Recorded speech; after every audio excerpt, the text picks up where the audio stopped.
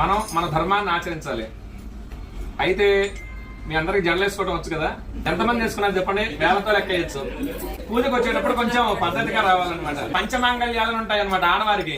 జుట్టు జడ వేసుకొని పూలు పెట్టుకోవడం, బొట్టు పెట్టుకోవడం, మంగళసూత్రాలు, మెట్టెలు, నల్ల పూసలు, గాజులు ఇవన్నీ కూడా ఈసారి నుంచి పూజకు వచ్చేటప్పుడైనా జడ వేసుకొని, బొట్టు పెట్టుకొని, గాజులు వేసుకొని అలా చేస్తూ ఉండండి.